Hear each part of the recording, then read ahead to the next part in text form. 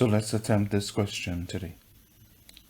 AP minus Q is equal to 2Q. I want to make P the subject of the formula. The first thing we do is identify the number of terms present. We have 3 terms. Plus AP, the plus sign is implied. We have minus Q, and we have minus 2Q. 3 terms in total. We want to make P the subject of the formula, and therefore any term that does not contain P must be moved to the other side of the equation. The term 2Q is already on the other side of the equation. There's nothing left to be done with that. However, this term, minus Q, needs to be moved to the other side because it does not contain P. When we move it to the other side, minus Q, the minus sign becomes plus.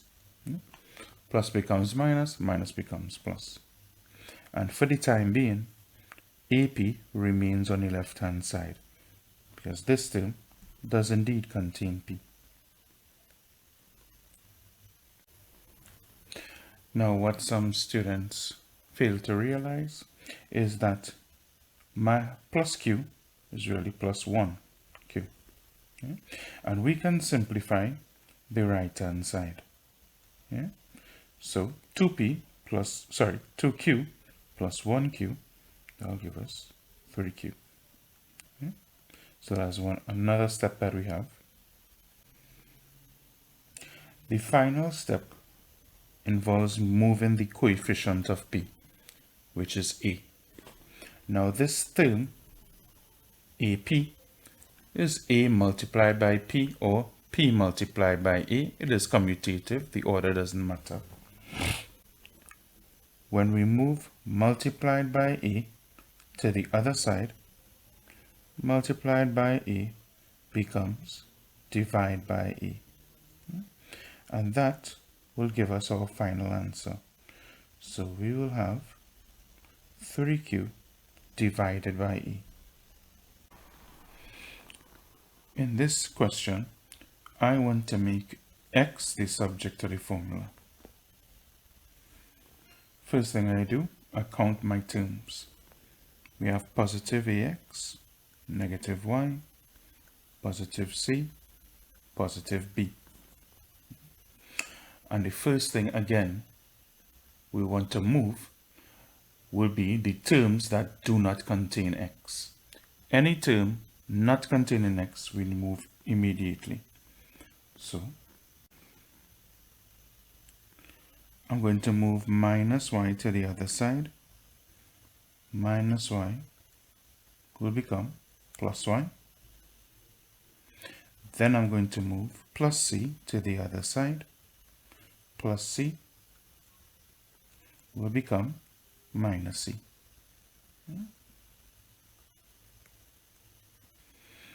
Move these things.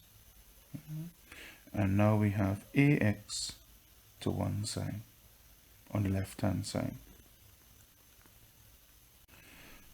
The final term to be moved is A, X multiplied by A. When we move multiplied by A to the other side, multiplied by A becomes divided by A. But pay attention, it would be everything on the right hand side divided by A. So it will be B plus Y minus C divided by A. That will be our answer. Now we did this question in a previous video, and I just want to go back to it so that we can demonstrate another option. So in the last time we attempted this, we moved negative 5 to the right hand side, it became positive 5. We moved negative 3 or multiplied by negative 3 to the other side, it became divided by negative 3. There's nothing wrong with this method, but I want to show another method, another way of going about this. So in this method, we're going to swap terms on either side. So I'm going to take this negative 3x, move it to the right hand side, and the negative 3x will become positive 3x. Yeah? I'm also going to take this negative 20 and I'm going to move this to the other side. The negative 20 will become positive 20. Yeah? So now we can move on from there. We can remove these positive signs. They are understood.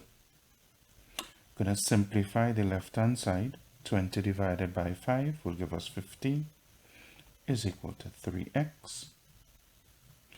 Then I'm going to move multiplied by 3 to the other side. Multiplied by 3 will become divided by 3. 15 divided by 3 will give us 5. Swap left and right, x is equal to 5. So the same answer, yeah, just a slightly different way of going about it. Let's take a detour into physics and rearrange some of these equations. So what we have here, speed is equal to distance over time. Very simple prelim equation in physics. And I want to make time the subject of the formula. There are different ways to go about this. Firstly, I can have time moved to the other side of the equation. Now, divided by time will become multiplied by time.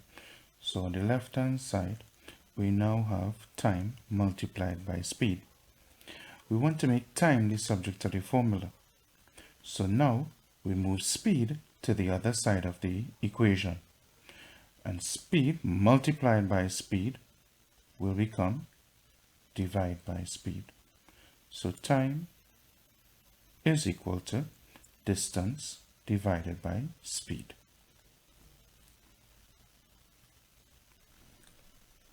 Now, if we're paying attention, you will notice that speed and time simply swap places.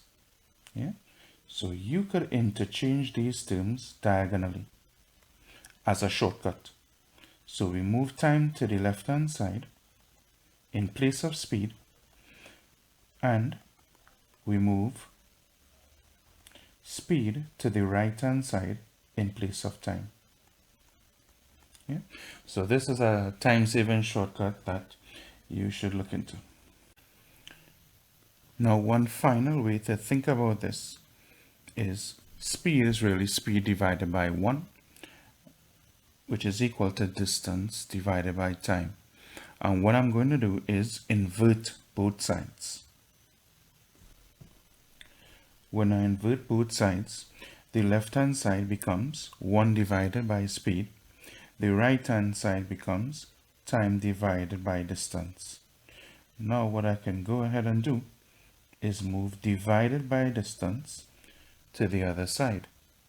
It becomes multiplied by distance, which in effect means that we are going to move this to the numerator on the other side.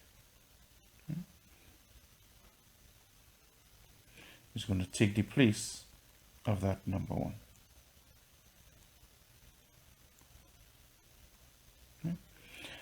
And that is one final way to think about this.